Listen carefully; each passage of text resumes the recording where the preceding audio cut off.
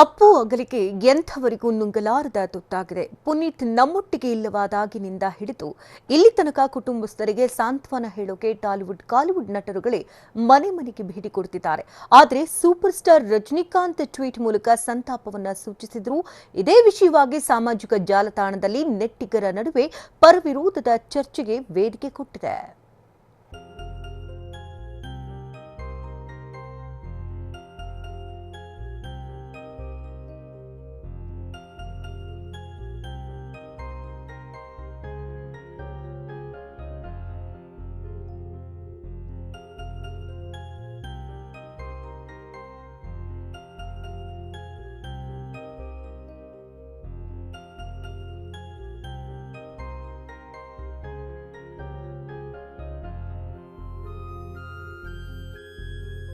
ಪುನೀತ್ ರಾಜ್ಕುಮಾರ್ ನಿಧನಕ್ಕೆ south cinema ಇಂಡಸ್ಟ್ರಿಯೇ ಕಂಬನಿ ಮಿಡಿಯುತ್ತಿದೆ.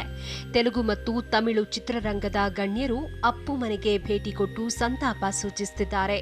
ಆದರೆ ದೊಡ್ಡಮನೆ ಜೊತೆ ಒಡನಾಟ ಹೊಂದಿರೋ ರಜನಿಕಾಂತ್ ಪುನೀತ್ ವಿಧಿವಶರಾಗಿದ್ದಾಗ ಅನಾರೋಗ್ಯದಿಂದ ಆಸ್ಪತ್ರೆ ಸೇರಿದ್ರು. ಈಗ ಗುಣಮುಖರಾಗಿ ಮನೆಗೆ ಬಂದಿರೋ ರಜನಿ ಟ್ವೀಟ್ ಮತ್ತು ಆಡಿಯೋ ಮೂಲಕ ಪುನೀತ್ ನಿಧನಕ್ಕೆ ಸಂತಾಪ ಸೂಚಿಸಿದ್ದಾರೆ. ಎಲ್ರಿಗೂ ನಮಸ್ಕಾರ. ನಾನು ಚಿಕಿತ್ಸೆ ಮುಗಿಸಿ ಆರೋಗ್ಯವಾಗಿ ಮನೆಗೆ ವಾಪಸ್ ಬಂದಿದ್ದೇನೆ. ನಾನು ಆಸ್ಪತ್ರೆಯಲ್ಲಿರುವಾಗ ಪುನೀತ್ ರಾಜ್ಕುಮಾರ್ ಅವರು ಅಕಾಲ ಮರಣವನ್ನಪ್ಪಿದ್ದಾರೆ. ಆ ವಿಷಯ ನನಗೆ 2 ದಿನಗಳ ಬಳಿಕ ತಿಳಿತು. ಅದನ್ನು ಕೇಳಿ ನನಗೆ ತುಂಬಾ ನೋವಾಗಿದೆ, ಮನಸ್ಸಿಗೆ ತುಂಬಾ ಕಷ್ಟವಾಗಿದೆ.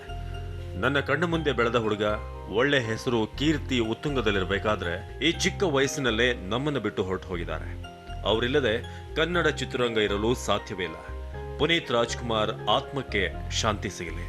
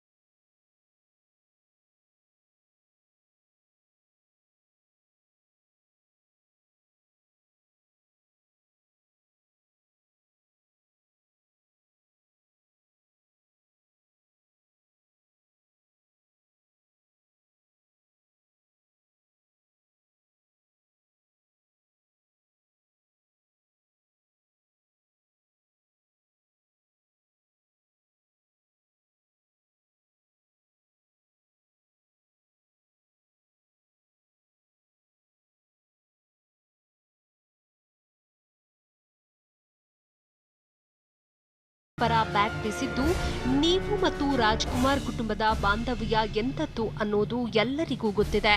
ಕೆಲವರು ಸುಖಾಸುಮ್ಮನೆ ನಿಮ್ಮ ವಿರುದ್ಧ ಟೊಳ್ಳು ಆರೋಪ ಮಾಡ್ತಿದ್ದಾರೆ ಅಂತ ಪಡೆಯಪ್ಪ ಬೆನ್ನಿಗೆ ನಿಂತಿದ್ದಾರೆ.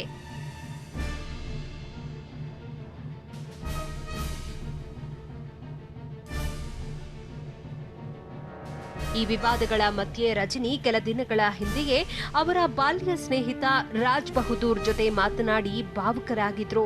ಆದ್ರೀಗ ಮಗಳ ಆಪ್ನಲ್ಲಿ ಸಂತಾಪ ಸೂಚಿಸಿದ್ದಾರೆಂಬ ಒಂದೇ ಕಾರಣಕ್ಕೆ ಈಗ ವಿವಾದ ತಾರಕಕ್ಕೇರಿದೆ. ಇದಕ್ಕೆ ರಜನಿಕಾಂತ್ ಸ್ಪಷ್ಟನೆ ಕೊಡಬೇಕಿದೆ.